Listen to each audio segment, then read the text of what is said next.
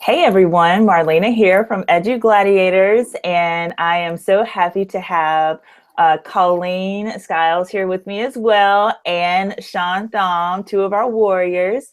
Bethany had a family emergency today, so we're sending lots of good thoughts to her and her family, and I know everything is on the up and up, but we will definitely get her back to do a podcast, all her own, lots of good thoughts to her about classrooms to community for sure. But we will definitely.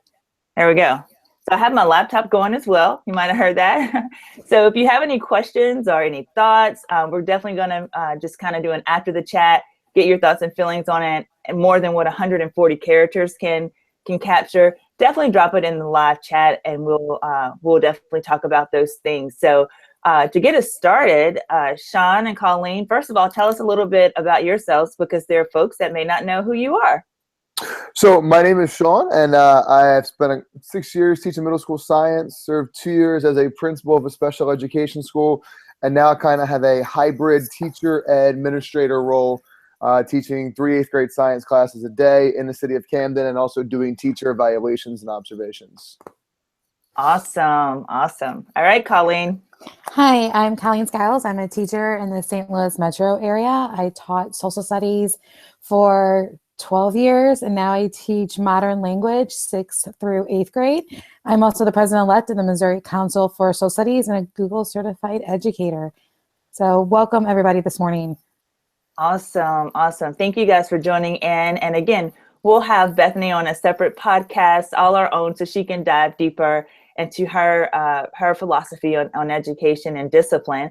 But, you know, one of the things we want to do this month is really focus on rethinking discipline. And Bethany's questions were great. She did an amazing job in our chat today about classroom management, because most of our teachers, especially our first year teachers, really struggle with classroom management. So I love her idea of changing or transforming classrooms to communities and having that kind of mindset. And one of her first questions that she asked is, what's the role of relationships in classrooms? So Colleen, Sean, I'd love to hear your thoughts on that. Well, I've learned since being at any aspect of teaching or education, if you're not taking that time to build the relationships with your students, you're not really doing anything in your classrooms. You know, you can sit there, you can go into the toughest school, work with the toughest kids possible, and having a background in a behavioral school for kids with some pretty severe emotional behavioral issues, you really have to take that time to get to know your kids and to build those relationships. Because if you are not talking to them, if you're not getting to know them, they're not going to want to care about what you have to say. So it really takes that time and that investment, because if you're not doing that, then nobody else will. One thing that I saw trending that a couple of people were mentioning on the chat was the approach or the program called Capturing Kids' Hearts. Tell us about that. Okay, so Capturing Kids' Hearts, it's more into it than what we have, but a lot of it is about building relationships. Like some of it's like the standard stuff that you know about, like standing at the door and greeting the students when they come in, doing the high fives, different things like that. But it's also making blocks of time within class to have share out time. So just taking like the first 3 or 5 minutes in class and having the students say, like, what did you do this weekend? Or what did you do last night? And just having that conversation and building around not only what's happening in school, but in their personal lives. And I like that. Not only do the students share out, but the teachers share out. There's a whole bunch of other things that go into it. It's a whole discipline routine where you have hands that you create like a classroom mission or like a classroom norms, and you come up with these words that are the class kind of compromise that they all come into. So like, we're going to respect each other and we're going to have compassion for each other, but each class makes their own. And so like what I do is, well, back when I taught social studies and I had like normal kids and normal time frames, and I could do like all this different stuff in the class because I had them for a whole year, I would make a Wordle of all the words that we came up with. And I would print it out, and the kids would put it in a sleeve in the front of their binders. And so if they were not doing something in class that went with our norms, you just flip through that first page of the binder and you touch the word. And it reminds them, hey, we agreed that we're going to be doing this in class and you're not doing it. And it's just kind of like an unwritten kind of rule that you have in class. It's really fun. It cuts down on discipline a lot. So I saw that trending a lot. So what's the name of it again? It's Capturing Kids' Hearts. Okay, I'm just adding it in our chat so those that are joining in can learn more about that. How do you balance that? Because I believe in everything you're saying, and I did all of that even as a principal, and it took a lot of time. Mm-hmm. The pushback I would always get from teachers that were struggling is that they did not have time to do that. So how do we get those teachers on board with understanding that relationships really does come first? When our principal introduced the program to us and just the different relationships and stuff with us, is that she said, we front loaded a lot of it. And she said, by front loading a lot of it and by taking the time to do this, it cuts down on the amount of time that you have to interrupt your teaching to deal with behavior management issues. So in the end, it actually gives you more time in your classroom because you're not dealing with all that side stuff that you have to deal with without it. I like that. Another thing that I kept seeing trending as early as the very first question was trust. People were using relationships and trust. And Sean, I know that just you sharing with your school and your class right now, that has been an integral part of you being successful in your classroom instruction. So can you talk a little bit about like the importance of trust and how it interacts with relationships? Absolutely. I was standing in front of the class last week or 2 weeks ago. We were having a conversation and we were doing some learning, and I'm looking at the kids and they're looking at me, and I think we just all had the same look on our face, like this is boring. So, I stopped what I was doing. We had a little bit of conversation, and then the very next day I came back into the classroom and said, all right, things aren't going the way I want them to go. Things aren't going the way you want them to go. So we spent some time, and they identified what problems we're having in the class, what we needed to fix. They identified possible solutions, and then they identified possible problems to our possible solutions. And we had sat down in groups. We did that as groups, and then we did our class parking lot, and then we had a full out class discussion where kids were writing in a Google Doc with some suggestions and what we could do to fix the classroom and different things we can do. And I think now we're at that point where kids see that ownership, and we spent that time building that trust. And it was tough for me because I had to say to the kids, look, I understand that you're going to tell me things that I probably wouldn't normally want to hear, that you think might offend me, but I promise you I will not be offended. I promise you I want you to just be real, be honest, be raw. I had some kids tell me I talk too much. I had some kids tell me I need to slow down in the way I talk and the way I teach. I mean, things that if the kids weren't telling me this, if they didn't trust me enough to be able to share this information, then I wouldn't be able to change the way the class is going. And that would negatively impact their education. So I think without that trust, without being able to build those relationships, you don't really have anything in class. So I think trust is an absolutely integral part to what we are doing in our classrooms. I totally agree. I'm looking at the chat right now, and Brendan said that in North Carolina, Colleen, they're using the Capturing Kids' Hearts, particularly in the high school, which is really exciting to have that in the high school. And even in the middle school. So I think that, this whole idea of really taking time to know kids, build that trust is important, because then that leads us to establish those clear expectations, which according to our guests from today, from Bethany, establishing those clear expectations are key. So how do we do that? How do we establish those clear expectations, or how have you guys done it where it doesn't come down like a mandate? Well, a lot of it comes down from the students. And then this is where your buy-in and this is where your student ownership comes in, where you set the expectations, not you as a teacher, but the students set the expectations. So again, I'm going to refer back to the Capturing Kids' Hearts, because that's the program that I'm most familiar with. That's the program I used most recently. And even though I'm not in the same school that used the program, I still use pieces of it in my own classroom. And the idea is you have the kids come in, they actually are the ones that create the expectations. They know how they want to be treated in the classroom. They know how they want the teacher to treat them. So you set the kids set the expectations, not the teacher.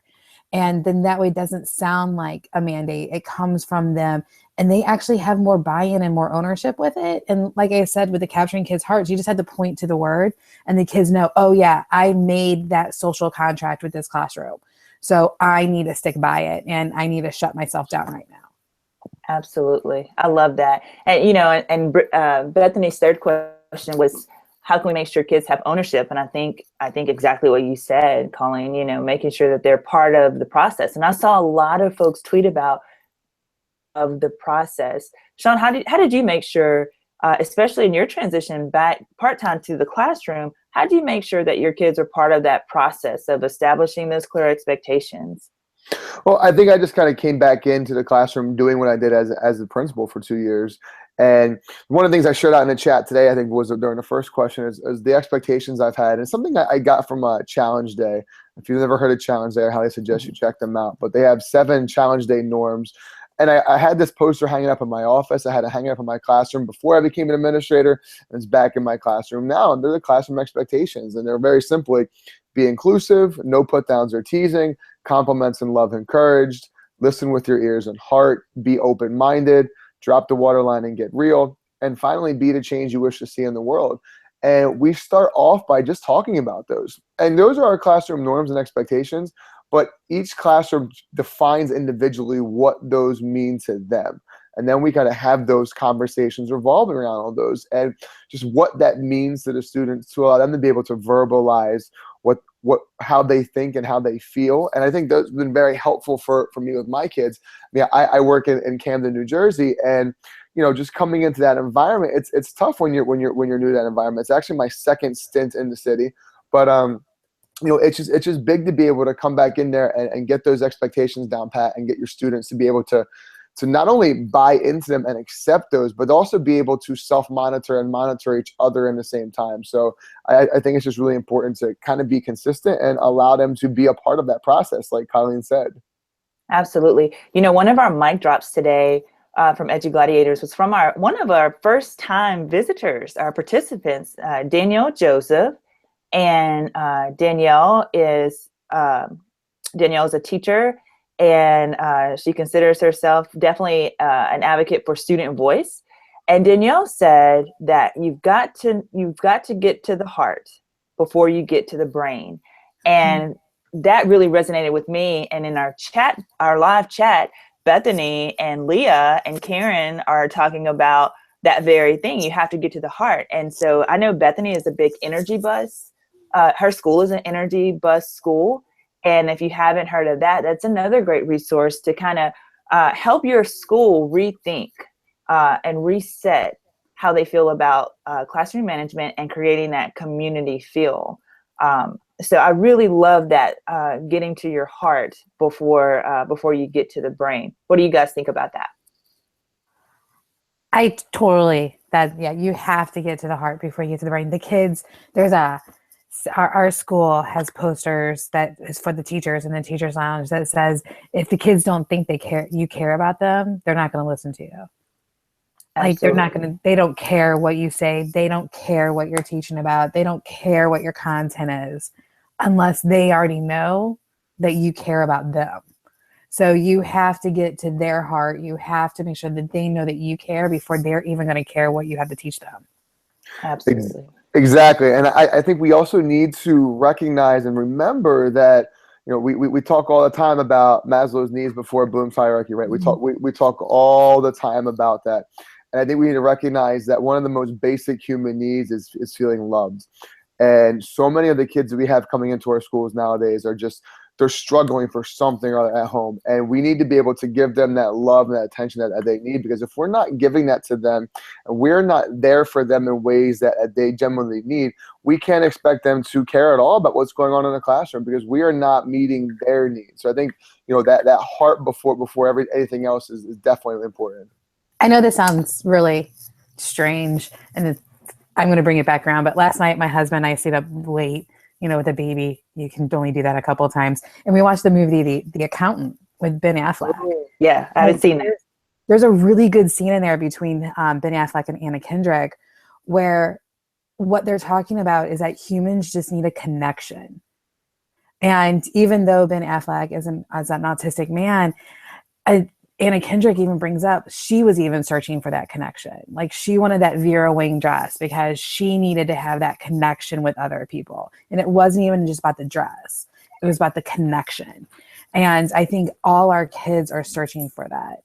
They're searching for some type of connection. Mm-hmm. You know, one of the first things that that I think of when we're talking about building trust, building relationships, establishing that connection is something we tend not to do as educators because we get caught up in, I'm so busy and the classes are changing if you're in a middle school or a high school, you know, or an elementary, you know, because you have the kids all day, I have to go pee, you know. One of the things, y'all know, one of the things that we don't do enough of, I think, is standing at the door. Like we all know you need to be standing at the door greeting your students. But I think we forget why we need to do that. That is a perfect way to ask about their day or say hello with a smile on your face. What do you think, Sean? I am so glad that you mentioned with a smile on your face, because when my kids come onto the floor in the morning, when my kids come into my classroom, I'm always at the door. I'm always there smiling. And a lot of times the kids look at me like, what are you smiling for? And I have kids who always talk to me like, Mr. Thom, you're always smiling. Why are you always happy? And I'm like, it's because I love what I do. I'm happy to be here. I'm happy to be here with you guys. And you know, and I think we spend way too much time worrying about the curriculum. Like I'm a middle school science teacher, and I will tell anybody, I dropped my curriculum for 3 days to reassess what is going on in my classroom with my kids and what I can do better to service them and to meet their needs.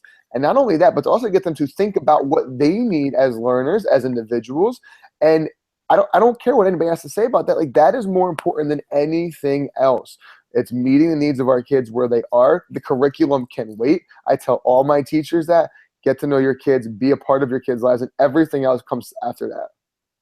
Yes. Absolutely. I have like these big goals, and I don't know if I'll ever reach them. There's a teacher who teaches in the St. Louis metro area at the Montgomery County School District, who she has a handshake or a high five that she does with every single one of her kids. She teaches 8th grade history, and I don't know how she does it, because some of them are like those 10-point handshake high five things. And she has them memorized, and she has a different one for each one of her kids. And that like, talk about squad goals right there. That is just that's crazy. And then there's another teacher who I work with, and he taught across the hall from me. And I can hear him every day where he stands in the hallway and he says hello and good morning to each one of his kids. And then when he walks into his classroom, he says, good morning, 8th grade science. It is such a joy to have you in class today. Wow. He says that every time he walks in. And it's just, yeah, those are major goals for me right there. That is pretty awesome. You know, when you talk about the handshake, it immediately made me think back to my husband when he coached our sons and coached their youth teams, whether it's football, basketball, it didn't matter. And he did the same thing. And I would say, Colleen, like, how do you remember all these different complicated handshakes? And then why don't I have a handshake and I'm your wife, you know? But the kids loved it. And he gave them, I mean, just to see how great coaches create community and relationship and trust in a sport, and how the kids love their coaches. And we know that's true because for our athletes in our schools, especially at the secondary level, the kids are more afraid to get in trouble and disappoint their coach than they are their teacher.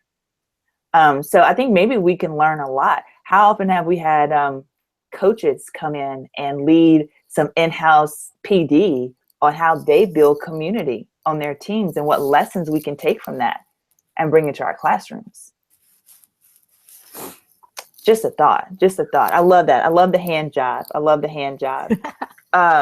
So last question of the day.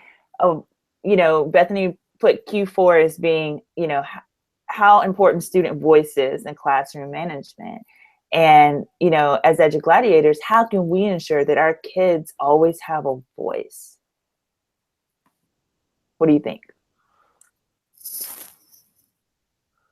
Well, I was checking, my baby's making noises. I'm making sure he's staying asleep. Oh.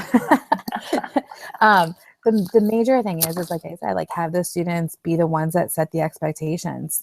Teachers, this is a big thing though, and it's really hard because of the personalities that teachers tend to have and educators tend to have, is sometimes we need to take a step back and relinquish that control and give the control to the students and let them set the expectations, let them set the norms, let them make that social contract with each other.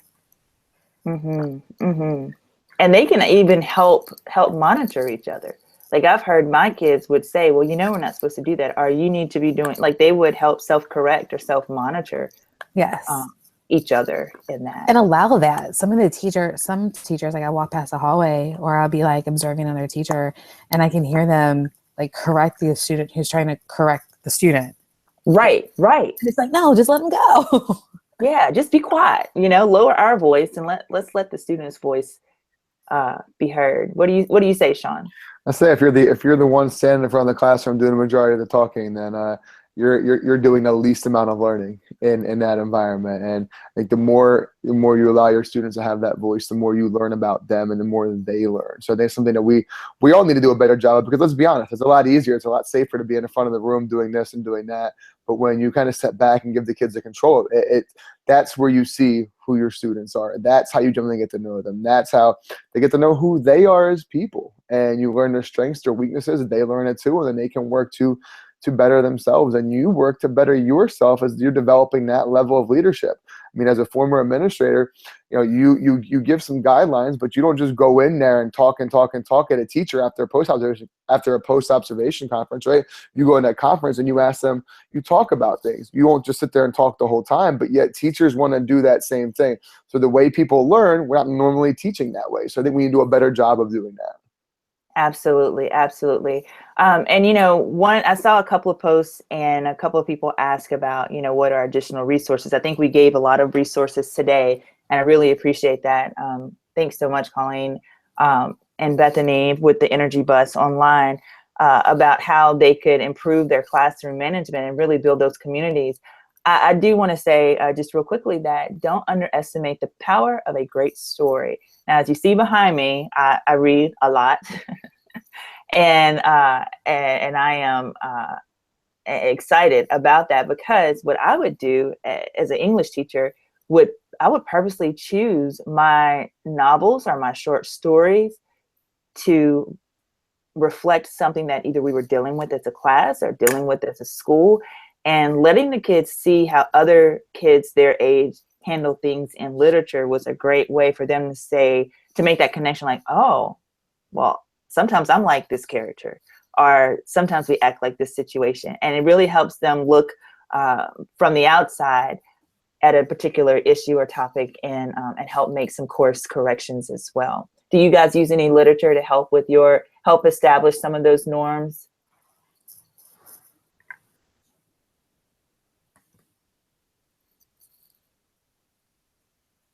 Sean or Colleen, do y'all hear me? I might have lost you. I'm thinking, I don't know. It's okay. I put you on the spot, right? Honestly, Marlene, I think you know that I reach out to a lot of my PLN members more than anything to bounce ideas off of and have conversations and to see get different opinions and also learn more. I mean, that's one of the things that I've done the most as an educator in the past couple of years, is really rely on my PLN and bring that all back to my kids and rely on them to tell me things. So, you know, literature is great, but when you're talking to people who have the knowledge and the experience in real time, I think that makes it that much more valuable. Absolutely. Leah put on the chat that there's a boy in the girls' bathroom, and that's one of my favorite stories. Is really powerful in teaching classroom norms or discipline, or just what you should do, what you shouldn't do.